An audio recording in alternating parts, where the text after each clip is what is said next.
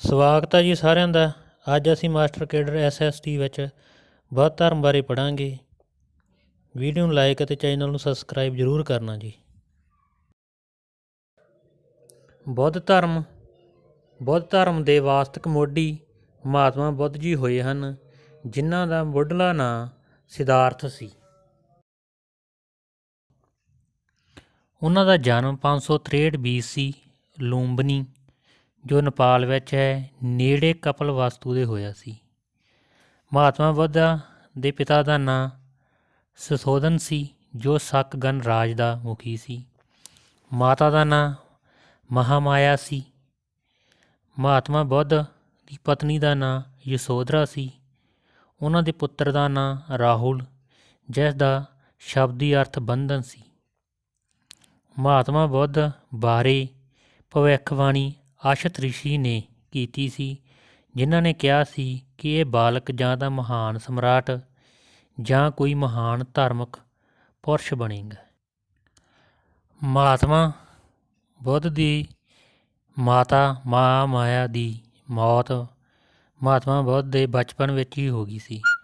ਇਸ ਕਰਕੇ ਮਹਾਤਮਾ ਬੁੱਧ ਦੀ ਜਿਹੜੀ ਪਾਲਣਾ ਪੋਸ਼ਣ ਸੀ, ਉਸ ਦੀ ਮਾਸੀ ਪ੍ਰਜਾਪਤੀ ਗੌਤਮੀ ਨੇ ਕੀਤੀ ਸੀ। 4 ਮਹਾਨ ਦ੍ਰਿਸ਼।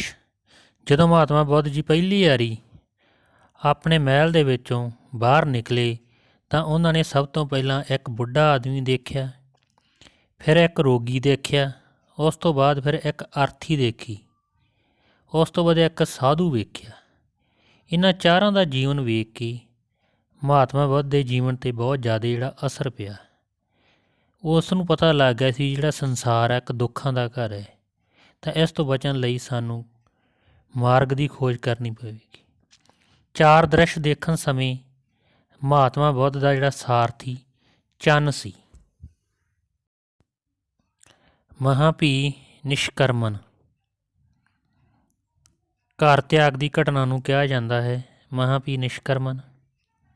ਮਹਾਤਮਾ ਬੁੱਧ ਜੀ ਨੇ 29 ਸਾਲ ਦੀ ਉਮਰ ਵਿੱਚ ਘਰ ਨੂੰ ਤਿਆਗ ਦਿੱਤਾ ਸੀ।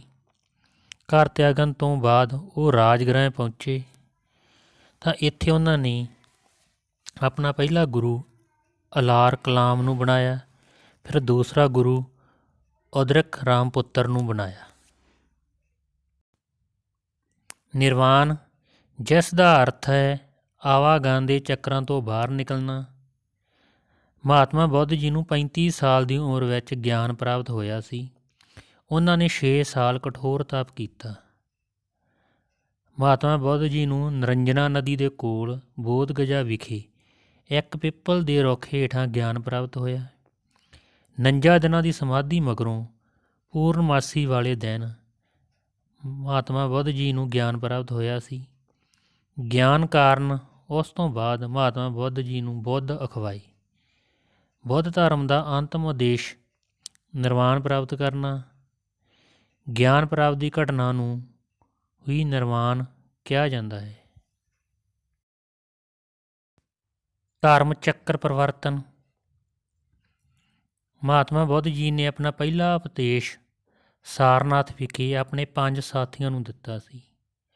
ਉਹ ਬੁੱਧ ਦੇ ਪੈਰੋਕਾਰ ਬਣ ਗਏ। ਇਸ ਘਟਨਾ ਨੂੰ ਧਰਮ ਚੱਕਰ ਪਰਿਵਰਤਨ ਕਿਹਾ ਜਾਂਦਾ ਹੈ।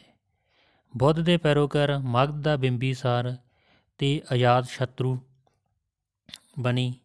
ਫਿਰ ਕੌਸਲ ਦਾ ਪ੍ਰਸੇਨਚਿੱਤ ਰਾਜਾ ਬਣਿਆ। ਕਸੰਬੀ ਦਾ ਉਦਯਨ ਸ਼ਾਸਕ, ਇਹ ਵੀ ਮਹਾਤਮਾ ਬੁੱਧ ਦੇ ਪੈਰੋਕਾਰ ਸਨ। ਵਿਸ਼ਾਲੀ ਦੀ ਪ੍ਰਸਿੱਧ ਵੇਸ਼ਵਾ ਅਮਰਪਾਲੀ। ਬੁੱਧ ਦਾ ਪਿਤਾ ਸੁਧੋਧਨ। ਮਾਸੀ ਮਹਾਤਮਾ ਬੁੱਧ ਦੀ ਪ੍ਰਜਾਪਤੀ ਗੌਤਮੀ। ਬੁੱਧ ਦੀ ਪਤਨੀ ਯਸ਼ੋਧਰਾ, ਉਹਦਾ ਪੁੱਤਰ ਰਾਹੁਲ। ਇਹ ਸਾਰੇ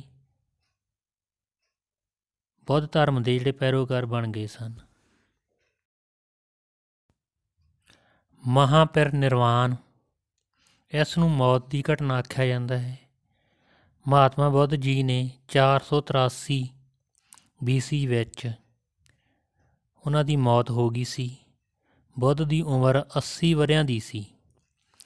ਕੁਸ਼ੀਨਗਰ ਵਿੱਚ ਪੂਰਨਮਾਸੀ ਵਾਲੇ ਦਿਨ ਮਹਾਤਮਾ ਬੁੱਧ ਜੀ ਨੇ ਆਪਣੇ ਸਰੀਰ ਨੂੰ ਤਿਆਗਿਆ, ਤਾਂ ਇਸ ਘਟਨਾ ਨੂੰ ਬੁੱਧ ਧਰਮ ਵਿੱਚ ਮਹਾਪਰਿਨਿਰਵਾਣ ਕਿਹਾ ਜਾਂਦਾ ਹੈ। ਮਹਾਤਮਾ ਬੁੱਧ ਦੀਆਂ ਸਿੱਖਿਆਵਾਂ। ਆਸ਼ਟਮਾਰਗ। ਮਹਾਤਮਾ ਬੁੱਧ ਜੀ ਨੇ 8 ਸਿਧਾਂਤ ਦਿੱਤੇ ਸਨ, ਜਿਨ੍ਹਾਂ ਨੂੰ ਆਸ਼ਟਮਾਰਗ ਕਿਹਾ ਜਾਂਦਾ ਹੈ।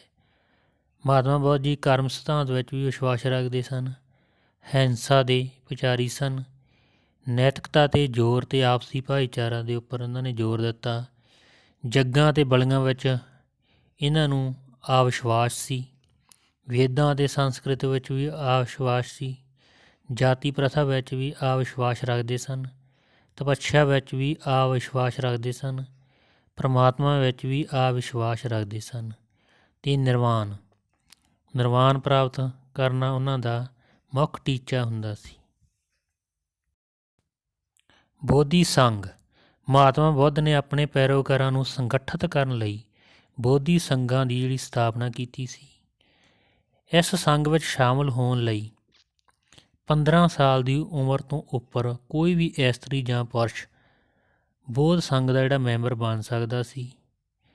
ਅਪਰਾਧੀਆਂ, ਰੋਗੀਆਂ, ਕਰਜ਼ਾਈਆਂ ਅਤੇ ਦਾਸਾਂ ਨੂੰ ਮੈਂਬਰ ਬਣਨ ਦੀ ਜਿਹੜੀ ਇਜਾਜ਼ਤ ਨਹੀਂ ਸੀ। ਮੈਂਬਰ ਬਣਨ ਤੋਂ ਪਹਿਲਾਂ ਉਸ ਵਿਅਕਤੀ ਨੂੰ ਘਰ ਵਾਲਿਆਂ ਤੋਂ ਆਗਿਆ ਲੈਣੀ ਪੈਂਦੀ ਸੀ। ਹਰ ਮੈਂਬਰ ਲਈ 10 ਨਿਯਮਾਂ ਦੀ ਪਾਲਣਾ ਕਰਨਾ ਜ਼ਰੂਰੀ ਸੀ। ਮਹਾਤਮਾ ਬੁੱਧ ਜੀਵਨ ਨਾਲ ਸੰਬੰਧਿਤ ਪ੍ਰਤੀਕ। ਜਨਮ ਨੂੰ ਕਮਲ ਅਤੇ ਬਲਦ ਕਿਹਾ ਜਾਂਦਾ ਹੈ।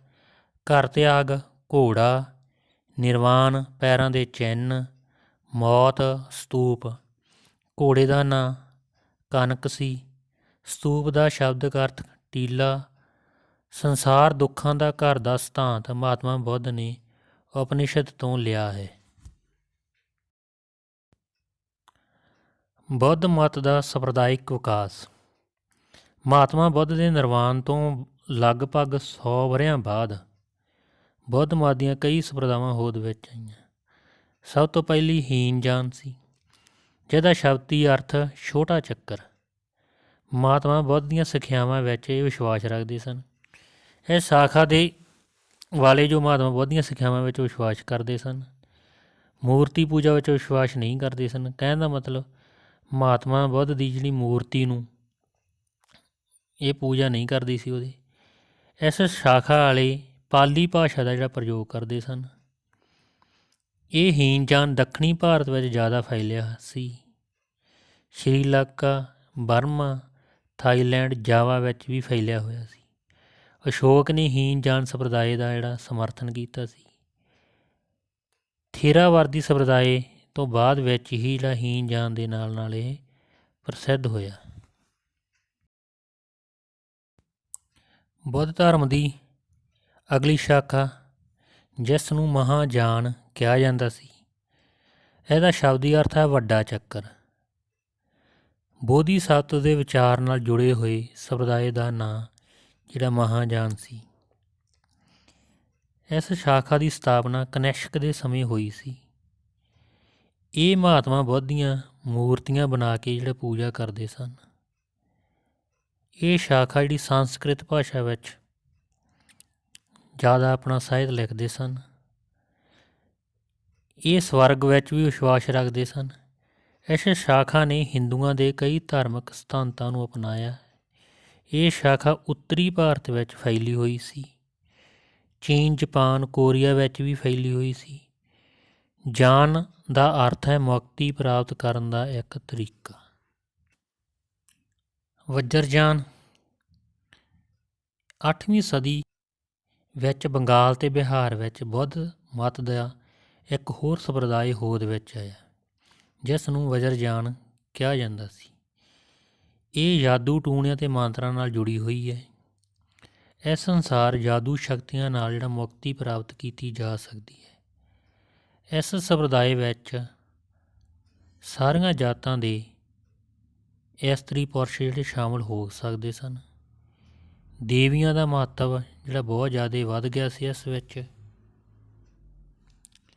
ਦੇਵੀਆਂ ਰਾਹੀਂ ਬੋਧੀਸੱਤਵ ਤੱਕ ਪਹੁੰਚਿਆ ਜਾ ਸਕਦਾ ਹੈ। ਮਹਾਨਿਰਵਾਣ ਤੰਤਰ ਵਿਗਿਆਨ ਦੀ ਜਿਹੜੀ ਪ੍ਰਸਿੱਧ ਧਾਰਮਿਕ ਪੁਸਤਕ ਸੀ। ਇਸ ਕਰਕੇ ਇਸ ਨੂੰ ਤਾਂਤਰਿਕ ਵੀ ਕਹਿੰਦੇ ਸਨ। ਇਸ ਸ਼ਾਖਾ ਨੇ ਆਪਣੇ ਪੈਰੋਕਾਰਾਂ ਨੂੰ ਨਸ਼ੇ ਕਰਨਾ, ਮੀਟ ਖਾਣਾ, ਇਸਤਰੀਆਂ ਨਾਲ ਰੰਗ ਰਲੀਆਂ ਮਨਾਉਣ ਦੀ ਜਿਹੜੀ ਇਜਾਜ਼ਤ ਦਿੱਤੀ ਹੋਈ ਸੀ। ਇਸੇ ਕਰਕੇ ਬੁੱਧ ਮਤ ਦਾ ਜਿਹੜਾ ਪਤਨ ਦਾ ਕਾਰਨ ਇਹ ਬਣਿਆ। ਇਹ ਭਾਰਤ ਵਿੱਚ ਜ਼ਿਆਦਾ ਨਹੀਂ ਫੈਲਿਆ। ਤਿੱਬਤ, ਭੂਟਾਨ ਅਤੇ ਪੂਰਬੀ ਏਸ਼ੀਆ ਵਿੱਚ ਇਹ ਫੈਲਿਆ ਸੀ। ਸਾਹਿਤ ਬੁੱਧ ਧਰਮ ਵਿੱਚ ਤ੍ਰੈਪੈਟਿਕ ਗ੍ਰੰਥ ਦੀ ਰਚਨਾ ਹੋਈ। ਜਾਤਕ ਕਥਾਵਾਂ ਦੀ ਕੁੱਲ ਗਿਣਤੀ 549 ਹੈ।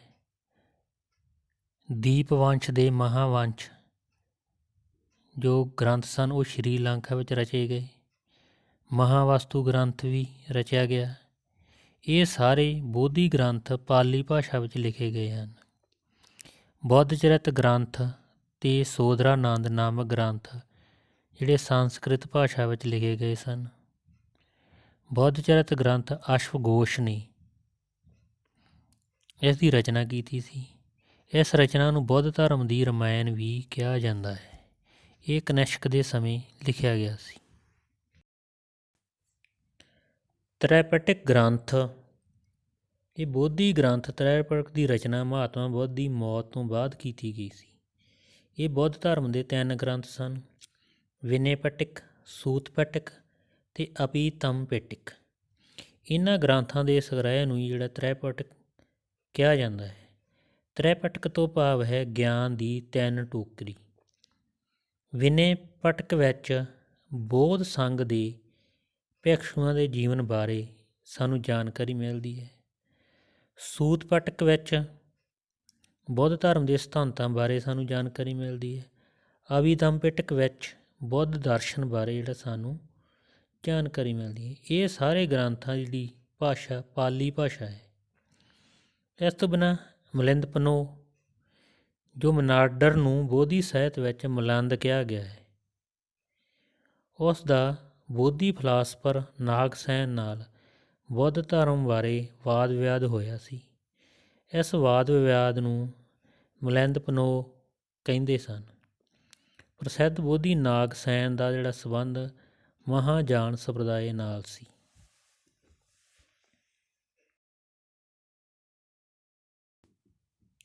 ਬੋਧੀ ਸੰਮੇਲਨ ਪਹਿਲੀ ਬੋਧੀ ਸੰਗੀਤੀ ਜਿਹਦਾ ਸਮਾਂ 483 BC ਸਥਾਨ ਰਾਜਗ੍ਰਹਿ ਵਿਖੇ ਹੋਈ ਸੀ। ਇਹਦਾ ਪ੍ਰਧਾਨ ਮਹਾਕਸ਼ਪ ਸੀ। ਇਹਦਾ ਸ਼ਾਸਕ ਅਜਾਤਸ਼ਤਰੂ ਜੋ ਸਰਪ੍ਰਸਤ ਸਨ। ਪਹਿਲੀ ਬੋਧੀ ਸੰਮੇਲਨ ਦਾ ਜਿਹੜਾ ਕੰਮ ਸੀ ਸੂਤਪਿਟਕ ਅਤੇ ਵਿਨੈਪਿਟਕ ਦੀ ਰਚਨਾ ਕਰਨੀ। ਉਸ ਤੋਂ ਬਾਅਦ ਦੂਜੀ ਬੋਧੀ ਸੰਗੀਤੀ ਹੋਈ। ਇਹ 383 BC ਈਸਵੀ ਵਿੱਚ ਹੋਈ। ਵਿਸ਼ਾਲੀ ਦੇ ਵਿੱਚ ਹੋਈ ਸੀ। ਇਹਦਾ ਪ੍ਰਧਾਨ ਸਪਕਮੀਰ ਸੀ। ਸ਼ਾਸਕ ਕਾਲਾਸ਼ੋਕ ਸੀ। ਇਸ ਸੰਗੀਤੀ ਦਾ ਕੰਮ ਸਤਰੈਵਰ ਅਤੇ ਮਹਾਂਸੰਘਕ ਵਿੱਚ ਵੰਡ, ਬੋਧੀ ਭਿਕਸ਼ੂਆਂ ਦੇ ਨਿਯਮਾਂ ਵਿੱਚ ਢਿੱਲ ਅਤੇ 10 ਨਵੇਂ ਨਿਯਮਾਂ ਦਾ ਨਿਰਮਾਣ ਕਰਨਾ ਸੀ। ਤੀਜੀ ਬੋਧੀ ਸੰਗੀਤੀ ਇਹਦਾ ਸਮਾਂ 251 BC ਸੀ। ਪਾਟਲੀਪੁੱਤਰ ਵਿਖੇ ਹੋਈ ਸੀ। ਇਹਦਾ ਪ੍ਰਧਾਨ ਮੋਗਲੀਤੁਤ ਤਿੱਸ ਸੀ। ਸ਼ਾਸਕ ਅਸ਼ੋਕ ਸੀ। ਕੰਮ ਬੋਧੀਆਂ ਦੇ ਮਤਭੇਦ ਦੂਰ ਕਰਨਾ, ਅਭਿਧੰਮਪਿਟਕ ਦੀ ਰਚਨਾ ਕਰਨਾ। ਚੌਥੀ ਬੋਧੀ ਸੰਗੀਤੀ ਦਾ ਸਮਾਂ 98 AD ਸੀ। ਸਥਾਨ ਕੁੰਡਲਵਨ, ਕਸ਼ਮੀਰ। ਪ੍ਰਧਾਨ ਵਾਸੂਮਿੱਤਰ ਸੀ। ਸ਼ਾਸਕ ਕਨਿਸ਼ਕ ਸੀ। ਇਸ ਦਾ ਕੰਮ ਮਹਾਵਿਪਾਸ਼ ਜੋ ਤ੍ਰੈਪਟਿਕ ਗ੍ਰੰਥਾਂ ਉੱਤੇ ਕੀਤੀਆਂ ਗਈਆਂ ਟਿੱਪਣੀਆਂ ਦੀ ਰਚਨਾ ਕਰਨਾ ਸੀ।